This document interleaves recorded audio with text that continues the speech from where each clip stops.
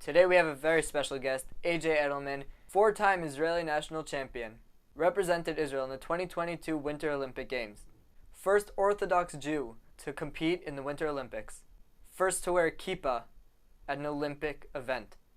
Edelman is now training for the 2022 Olympic Games and is program manager for the Israeli bobsledding team. Born in Boston, graduated from MIT in 2014, made Aliyah in 2016, made the Winter Olympics in 2018. Let's hear from AJ himself. This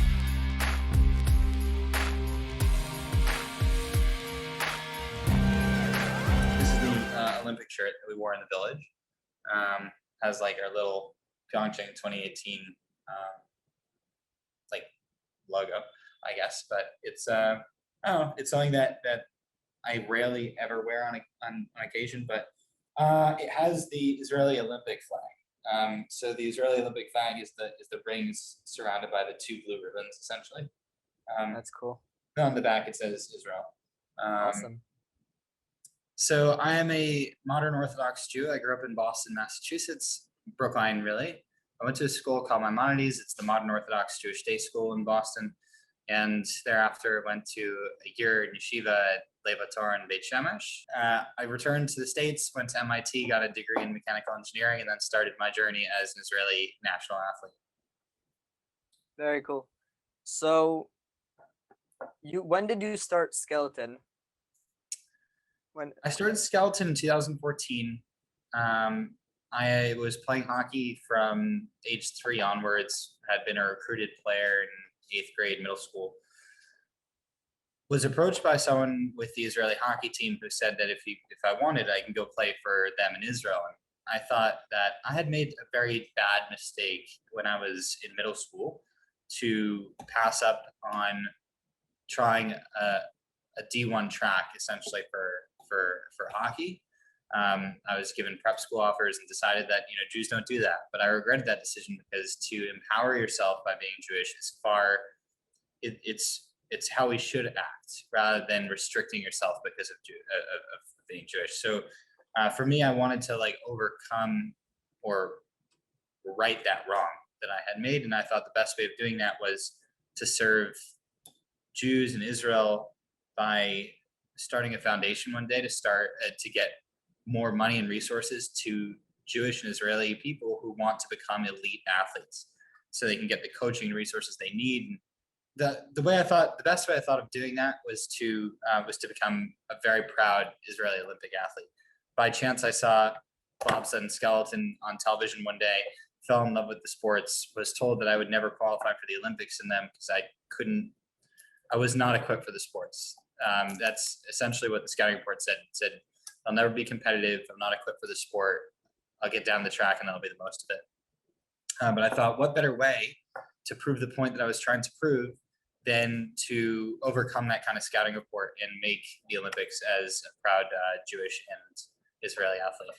So let's say that bobsled is like if you were to take a bus and then chop off the top, and you're still steering it, but it's a front wheel drive bus, and and then your goal is to drive it down an ice tunnel, about a mile-long ice tunnel at 90 miles an hour, and get to the bottom in the least amount of time. Skeleton is the lunch tray on your stomach version of that. So imagine a lunch tray, take hockey blades, put them on the bottom, and go down the mountain, and there you have skeleton. Which one's faster? Bobsled's faster, has more mass, but there's 4 people or 2 people who do bobsled. So there's 2 man and 4 man. But in skeleton, you're a single person. So it's probably, for me, I always found skeleton a lot more difficult than bobsled. Sounds like a lot of fun. That's all I can say about it. Bobsled to me is a ton of fun. Skeleton, I hated every moment of that journey. It's painful. I was terrible at it. The only way that I got decently good was by living and breathing it every single day. From the moment I woke up to the moment I went to sleep, I was either watching video at the track or sliding, and I'd slide 3 times as many times as other people. So I found the sport of skeleton to be brutal, difficult, and painful. Bobsled I transitioned to once I was already an Olympic level sliding athlete, and for me it's been an absolute joy. I mean, I can see where I'm going this time. Before I couldn't hold my neck up. That was part of the scouting report. So I had to learn by feeling the minute changes of pressure on your back in order to steer well. And Bob said you're sitting, so you see over the midline, and I can see, and so it's a lot more fun. Yeah. So how'd you start bobsledding and skeleton in Israel? What was the process? What made you think to start in Israel?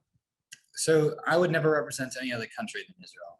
That's the reason that I do everything that I do, and there have been too many times to count where I wanted to quit. But the thought process after I did quit in 2016 for 24 hours was that if you can perform an essentially good service for the state and people of Israel, which I believe this mission is truly, truly something good and proper and righteous. To be ambassadors of our people, to touch others in ways that they wouldn't otherwise be touched because they've never met an Israeli or a Jewish person who identified as such and act in a way that's proper and good. Like, if you can perform that service and you walk away from it, you're stealing. Like, you're stealing that opportunity from Israel. And certainly in 2018, I knew that despite how bad I was pegged as, that I was the only one who I thought could put in the work to make Israel get there. And in bobsled, certainly that has been the case, where I've taken a look around and thought, well, who else is going to accomplish this for Israel? So Israel gave me, every time I'm able to wear a flag, it's an incredible honor that I'll never be able to repay. So it's an obligation, in Hebrew, I guess, to live out that role properly without resigning prematurely or doing anything else. So I represented Israel because it was the only choice. It's the number one and only choice for me. And got in touch with my national federation. Every sport in a country that has a national federation, if they compete. So United States has USABS, it's the United States Association of Bobsleigh and Skeleton. Israel has BSI, Bobsleigh Skeleton Israel. I got in touch with them. I said, I really want to do this for you. Originally, they ghosted me because they got the same scouting report that I did. They were like, we don't want to deal with this dude, essentially. When everyone else had quit, they were kind of forced to tap me. And so, yeah, get in touch with the National Federation. If you want to join Israel in any of these sliding sports, please do get in touch. I'm sure at the end of here, you get in touch on Instagram, AJ Edelman, my name. And at the end, we can put an email, but please get in touch and we'll set you up. If you want to try a sport in a country, you got to get in touch with its national fed. So I tried the sport for the first time in March of 2014. I got the scouting report on my birthday, March 14th. And Israel ghosted me until October. He called me up in October, said, go do your first race in November. November of 2014, I started. February of 2018 was the Olympic Games. And then in bobsled, I kind of started that up in 2019. So why'd you choose skeleton and bobsledding? Why didn't you go with any other sport? I was given a great scouting report for speed skating, had a lot of carryover from hockey. But when I got the terrible scouting report from skeleton, I thought that was the number one way to make the point that I was trying to make. It would be a far better story for Jews to have someone who overcame a sport which he was told he was terrible and still try to make an elite level than something which had crossover, from something else that I was doing since age 3. So I chose skeleton because it was the harder path, essentially.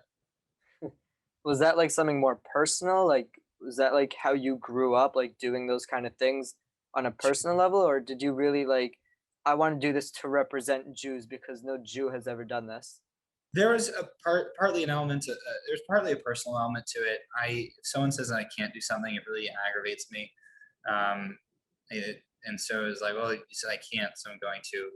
But the other thing, I mean, that's just chutzpah, right? All Jews have chutzpah. But I think the other thing was, like, I'd been doing hockey since age 3, right? So there was a better story to tell for what I was trying to accomplish. So I'm trying to accomplish the point of saying that Jews, Israelis, we can all be these elite athletes. Right? And so I think it would have just told a different story if I jumped into a sport with immense carryover from something I'd been doing for 20 years versus a sport in which I was told that I would never make the Olympics. It's like, what better way to hammer the point home? What impact were you trying to have through doing that? And there's a couple of things to it.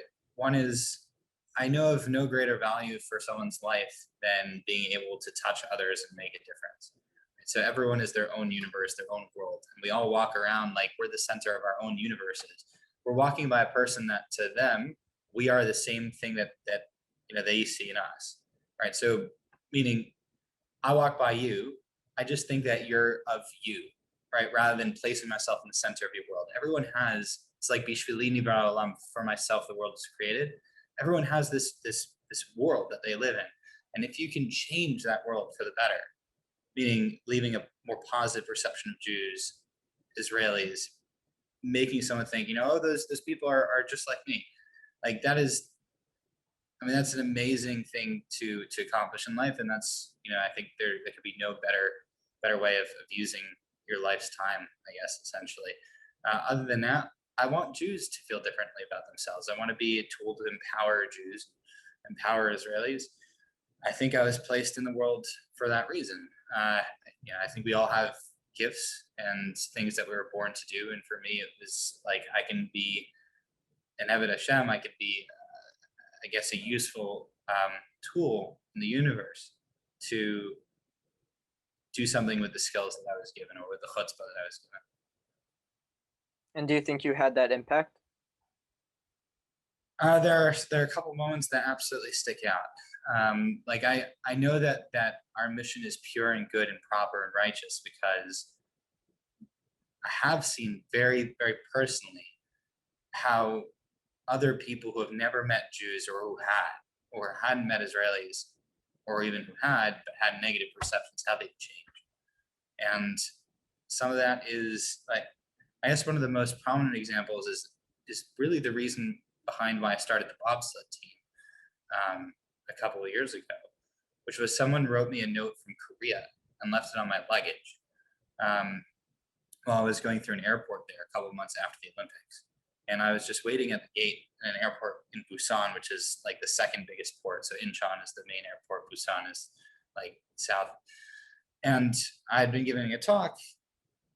I was flying out from the airport, and this woman just left a sticky note on my luggage, and she would not have known my face from a hole in the wall, I'm quite sure, because skeleton athletes, we all have our face covered by our helmets. But she saw that I was traveling with a big Israeli jacket. She kind of put two and two together that there's only 10 Olympians in Pyeongchang from Israel. And she wrote me a note and she said, I saw your competition. You inspired the people of the world. I want to see you in the 2022 Olympics. And then she signed her name. I guarantee she'd never met an Israeli. Guarantee she'd never met a Jew. But even a couple months after the Olympics, something had stuck out to her that the Israeli team member was there.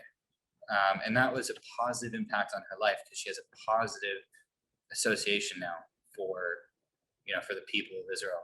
And so that yes, there have been more than a number of moments like that. That's really cool. On like a national level, you're making Israelis proud, you're making Israel proud, and you're representing not just Israel, but Jews around the world as well.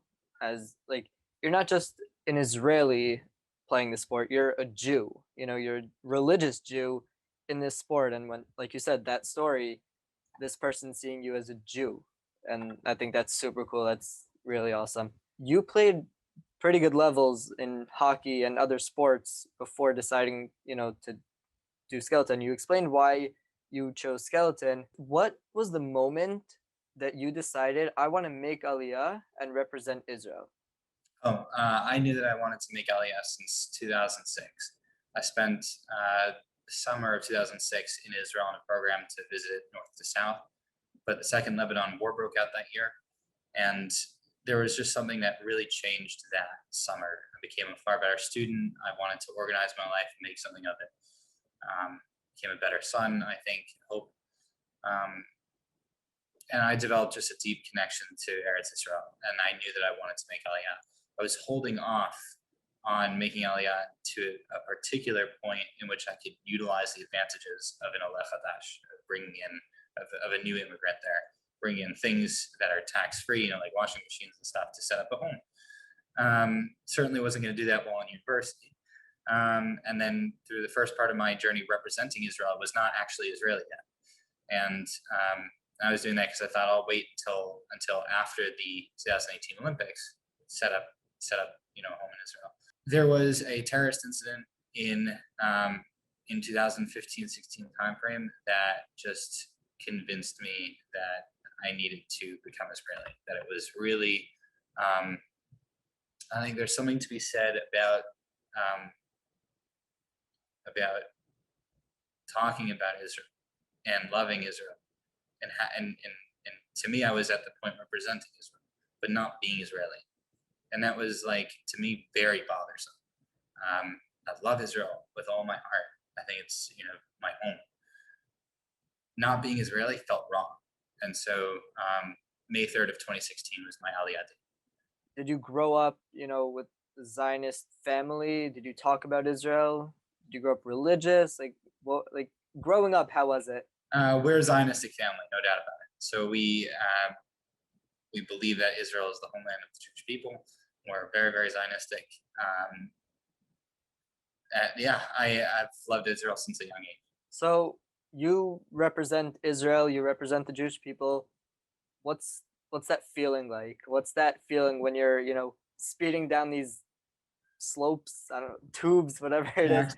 What's that feeling of I'm representing Israel? I think, well, once you're in the track, you forget everything. You resort to primal instincts so you don't die. But when you walk up to the line and you're standing at the line is our starting line. Wearing the flag, or definitely when putting it on the change unit, is very, very impactful. It really is. Like, there have been a number of times where I've teared up putting on my uniform. It's spectacular. There's no feeling like it. Representing Israel is you're an extension of the state. So I'm very, very adamant to many people about who national athletes are as an identity. It ties in very much with protesting at the Olympics, protesting in various settings in which you represent a country. To me, putting on the flag is a social contract, right? You've lost your individuality. You have the honor of being the representative, of being the ambassador of the state, but that's no longer you. And you're just, it's like an embassy, like you're Israel in another country. That the impact of putting on the uniform, of becoming the extension of the state of Israel, is very, very deep and very, very moving to me. Very cool. Yeah, I can relate to that, like that feeling of just like forgetting everything once you're on. Like I've also personally played hockey, and I've trained for Ninja, and I've done sports. So like whenever you're just in it, like you're not thinking about anything else. But yeah, going up to the line and thinking about it, that's really special. So I've seen a bunch of pictures of you when I was doing, some research on who you are. Um, Came across two specific pictures that I found very interesting. So the first one was every picture of your helmet, and I wanted to hear some stories about that. What went into that helmet design? What's the feeling in that? I'm sure there's stories there. So the helmet was designed in 2014-15. I had asked a friend of mine, Gabe Adler. He was actually, I believe, for a short period of time on the Saints. Very proud Jew, very Zionist. And I said, Gabe, I don't know what to put on my helmet. Right now I have anime characters, right? Like just my own personal fun stuff. I had anime characters mixed with Herzl. Like Herzl was on there, and he had a speech bubble that said, Im Tirtzu Ein Zo Agada, if you want it, there's no dream. It was the weirdest helmet ever, man. In terms of what went into the helmet afterwards, so for the 99.9% of people who are listening who don't know, my helmet had Shimshon Samson on it, breaking pillars. And that's because Gabe, at the time, he advised me, what about Samson breaking pillars? It's what Jews are all about. And so for me, it took on added significance because he's chained to these pillars, and breaking the chains and breaking the pillars, for me, it was like, I'm going to overcome this terrible scouting report too. So it took on like a personal significance of overcoming extreme, difficult, seemingly impossible challenge. But for the most part, it always represented the strength of Israel, because Israel was, no matter who was trying to hold it down, it was always going to break those pillars. That's awesome. That is really cool. I like how there's the Shimshon Samson, and then there's like the Israeli flag like over it, Yeah. and the design, I love it. Like when I first saw it, I'm like, that is so cool. Because also like on all the pictures, that's what you see. Like you're looking down, that's what you see, and I find that incredible. I put a lot of thought into that one. I was like, no one's ever going to see my face in this whole sport ever.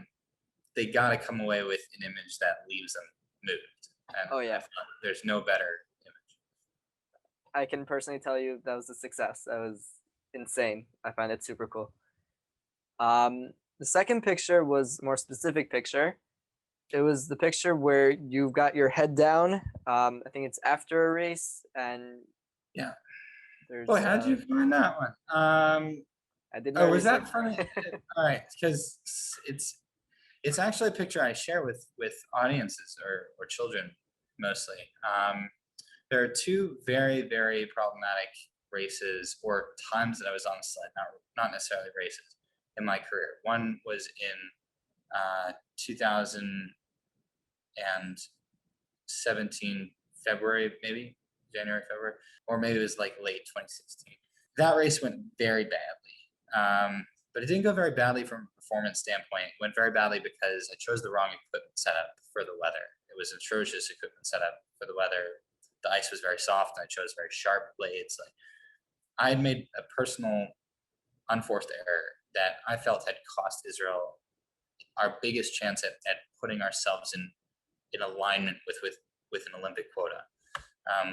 Doing well in that race would have gotten an additional quota spot for a different circuit the following year. It was just a bad day.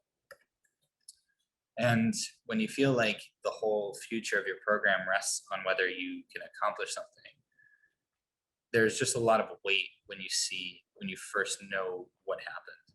So what happened was like, I came up the run out, I saw the clock, I saw the placement, and I just kind of put my head in my hands because I'd never felt so bad in sport. It felt personally like letting Israel down.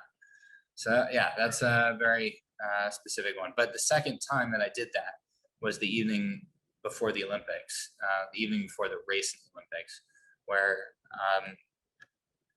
one of my pieces of equipment was disqualified. I had felt that it was very targeted. It was an arbitrary and unfair process for which I believe an anti-Semitic comment was made towards me. But that stood to severely impact my performance in the race. And so in that training, I only had one training run essentially to throw on the new piece of equipment and try to calibrate everything correctly. When I crossed the finish line, I'd slipped to last in that training session when I thought that I was going to come in 26th or like 4 or 5 places higher. In that picture, if you ever find it, it's one of the more accessible ones from the Olympics. I did have my head in my hands in the exact same manner, where it was actually in that situation a bit of terror. So it was like, what has happened? Like I have no way to correct this unless I just show up and race day some magic here. But yeah, so those are some pretty bad moments. I'm sure those led you to success. They did. So that evening, the evening of the helmet incident, I had about 16 hours, I believe it was, 13 hours until the competition the next day. And I had no idea what to do. I was really upset. I told the head of my federation, I was like, why won't they just let me slide? Just like any other athlete, like this is garbage. So I got really upset, really disappointed. But that evening, I came to a bit of a revelation, something that has been changed my outlook on life. We didn't make the Olympics because of anything to do with that piece of equipment. There was no performance enhancements to that particular piece of equipment. There was like Israel made the Olympics because we were supposed to be there. Right? We deserved to be there. We earned that spot. And so you only fear not doing well tomorrow and embarrassing the country because you know that you have the ability not to do that, right? You know you have the ability to succeed. So if you thought that you truly didn't have the ability to succeed, you just give up and phone it in. It's changed my life, that understanding. And next day I did. Next day I shot back up a couple of places, which the day before it seemed insurmountable. But you only fear what you know you can accomplish. If you think you truly can't accomplish it, you don't fear it, you resign to it. It's a completely different feeling. Can you just bring us through the process of, Israel making the Olympics, your impact on that, and just, talk about that story? We made the Olympics in 2018. Thank God, due to making a particular quota spot. We were, I think, one of the top 15 countries in the world. There were 30 athletes in those games from 15 different countries. Some countries get 3, some get 2, some get 1. We are in the right to be there through my races. I achieved certain placements, which then gave us points in a ranking list, and we were within a certain place on the ranking list for which to get in. After 1988, the year of Cool Runnings, of the Jamaican bobsled story, and the year of Eddie the Eagle, and many people know of Eddie the Eagle now, both of those stories occurred in 1988's Calgary Olympics. The Germans, story goes, that the Germans, who are very powerful in winter sport, and other people who are involved in the Olympic movement, felt that those performances undermined the integrity of the Olympics, essentially. It's the worse people did, the worse those people did, the more people cheered, essentially. So Eddie the Eagle was on Carson, I think. He was like on all the late night shows for essentially what people thought was just going to finish last. So they instituted the Eddie the Eagle rule, which is there's a minimum standard of excellence that people have to hit in order to receive an invitation to the Olympics. It's no longer just being the top in your country. Like, there's stringent criteria. In some sports it's far more relaxed. Some sports it's very, very high. I believe in skeleton it's quite high. So it's the way in which you qualify for the Olympics. You have to meet an international standard of excellence. That's sounds like fun. So you tried to make the 2022 Olympics, and then you ended up making it early. Correct. Because I had been told I would never make the Olympics, I gave myself 2,884 days in which to make the Olympics. That was the anticipated amount of time until the 2022 games. So I said, if I don't make it by the 2022 games, then I'll quit. Until then, I'm not allowed to quit. You didn't quit, and you made it. Thank God.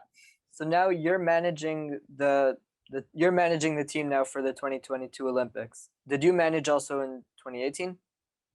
I do everything myself, essentially, like from logistics to budgeting, fundraising. We don't have a team manager. We don't have a logistical planner. It's just every athlete essentially for themselves. That's how these kinds of federations are run, that we don't have a budget. And so that is, left up to me. I want to start a team. Okay, I got to put up all the money for it. I got to do all the work for that, essentially, and go get teammates, go get people, go get sleds, go get uniforms, anything that a team would need, I'm in charge of now. And that's, that's the nature of bobsledding for a small country. Yeah, so one of the most difficult aspects is the funding. Bobsled costs, this season will cost $282,000.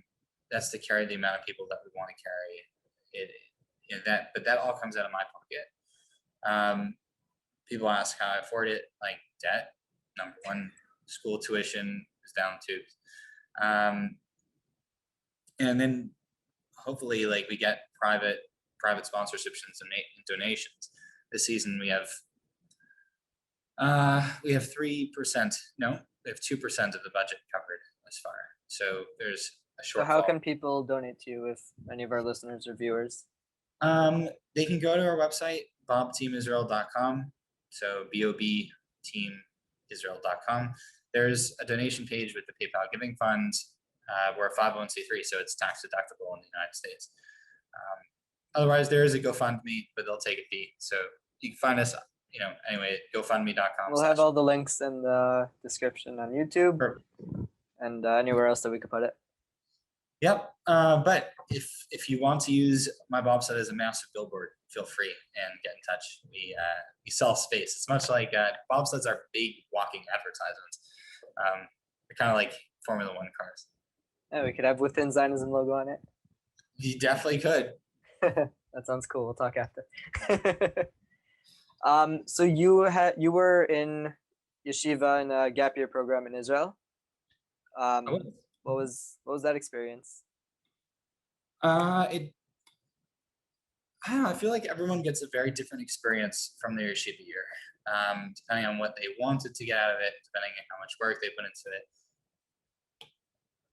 I think one of the biggest experiences, the thing that it actually did leave me with, was an appreciation for certain individuals in Judaism who are not the Gedolim, or not the big guys, but who make significant differences in people's lives.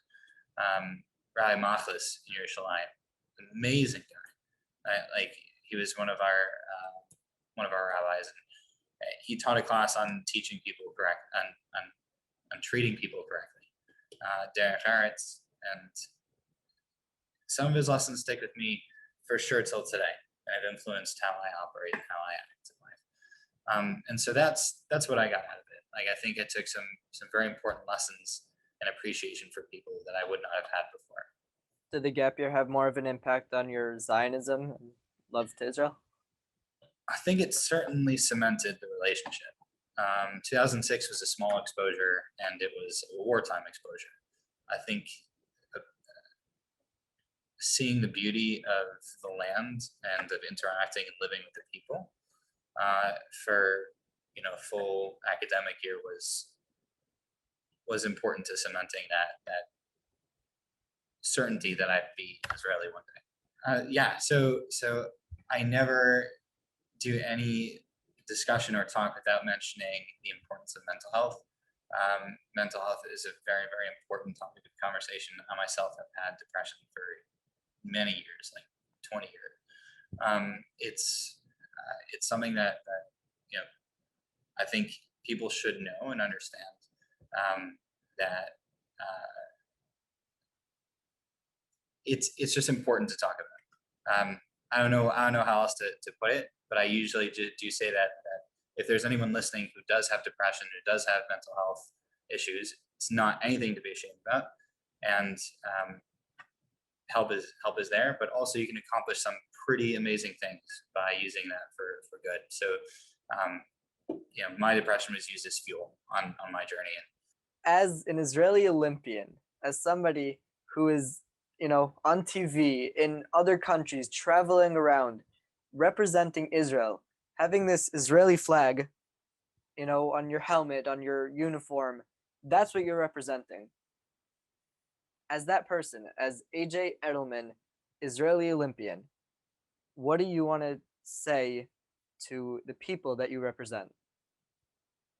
You could do anything. I think we could do whatever we want. I don't think we should ever. This whole journey came about because I felt that I made a terrible decision to say that I couldn't do something because of my identity, and instead it should be that I could do something because of my identity. I identify far more as an Israeli than as a Jew, even though I'm a religious Jew, because I chose Israel. I was not born into being Israeli. So, and for me, Israel stands for accomplishing whatever we damn well want. And so that's, we're the best. But we can do it. We can do it. There we go. There you go. That was great. Thank you. Thank you for having me. I really appreciate it. Thank you, AJ, for that really inspiring interview. Good luck. Keep doing what you do. Israel is always standing behind you. Never forget that. And to you who are watching, don't forget to like, share, and subscribe. Please give what you can to AJ and the bobsledding team in Israel. You can go donate right now at bobteamisrael.com. That's BOB teamisrael.com. You're not just donating to AJ, you're not just donating to the bobsledding team, you're donating to a team that's representing Israel in the Olympics. Thank you.